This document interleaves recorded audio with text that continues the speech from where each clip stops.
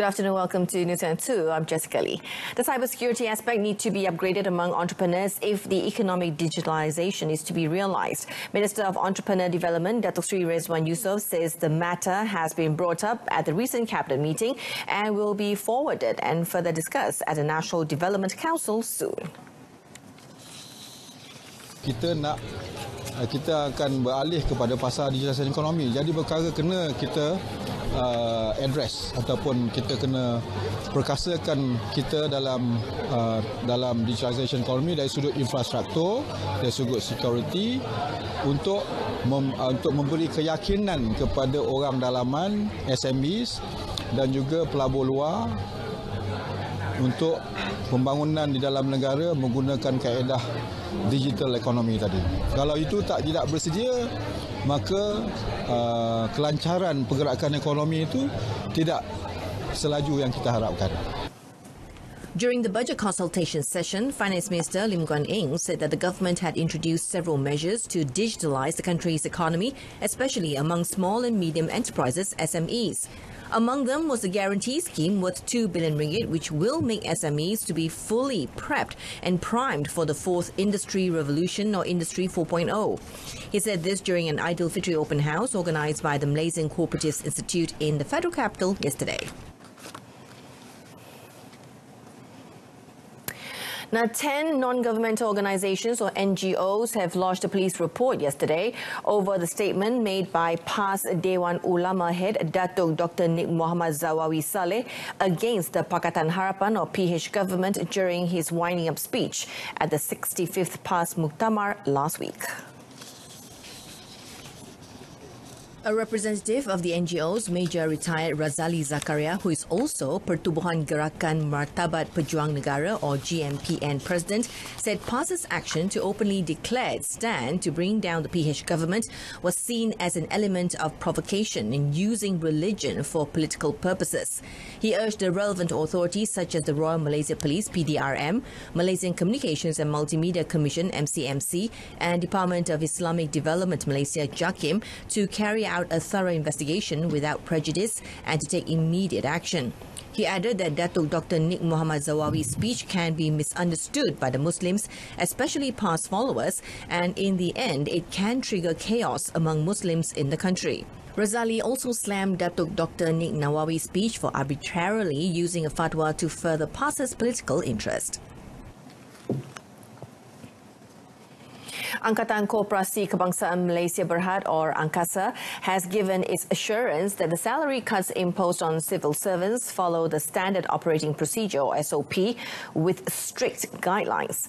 Its president, Dato' Abdul Fattah Abdullah, said Incasa has never duped its borrowers and not even 1 cent was lost in the transactions. Commenting on a recent report in a local daily, Dato' Abdul Fattah said the issue had been brought up a couple of times without substantial proof. He, however, said that Incasa will act accordingly if it is found that there had been some misuse of the salary cut scheme. He also said that some applicants from the public sector had used the services of certain agents to manipulate their salary slips, hence ensuring that their applications are approved. Currently, there are 800 cooperatives that offer personal loans, but only 400 of them have been active and provided the loans to applicants. Dato' Abdul Fattah said this at an Aidilfitri open house in conjunction with Incasa's 34th annual conference in the federal capital yesterday. Malaysia today reaffirms its commitment and resolve to achieve the truth, justice and accountability for the victims of Malaysia Airlines MAS flight MH17, which was shot down in Ukraine in 2014. Foreign Minister Datuk Saifuddin Abdullah said the investigating authorities of Malaysia will continue to cooperate in the Joint Investigation Team or JIT to establish the truth and to hold the perpetrators accountable. Commenting further, Datuk Saifuddin reiterates that Malaysia remains sceptical in the indictment of the 4 individuals in their alleged involvement in the downing of the commercial jet. Kemusykilan timbul kerana penglibatan kita dalam JIT itu lambat. Ya. Kita cuma datang sebulan 2 selepas JIT dah bermula. Jadi kerana itu kita ada persoalan-persoalan yang kita lontarkan. Dan apabila Perdana Menteri sebutkan komen beliau begitu, itu ialah kerana kita ada kemusykilan itu. Met today, he added that Malaysia needs to voice out several issues to the JIT on the ongoing investigation. On 19th of June, the JIT revealed 4 individuals, 3 Russians and a Ukrainian, as the main suspects of the downing of MH17. They are scheduled to be brought to the International Criminal Court, ICC, in The Hague for trial on 9th of March next year. And on a local front, a win bonus awaits each Perak player if they manage to win their semi-final second leg match against Pahang tonight and qualify for the FA Cup final and went on to win the trophy. Perak Menteri Besar Datuk Seri Ahmad Faizal Azumu, in announcing this, however, refused to say the amount involved. Datuk Seri Ahmad Faizal said he hopes that the announcement would motivate the players further and boost their spirit to help the team achieve an upset against the favourites from the East Coast.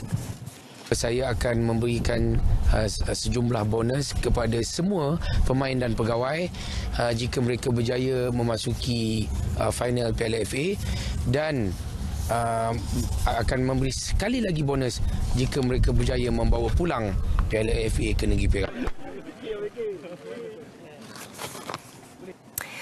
And that's it from us this afternoon. In our top story, 10 NGOs lodged police report over PAS's statement against PH government. We'll be back at 7 this evening with more updates. Till then, I'm Jessica Lee. Have a good weekend.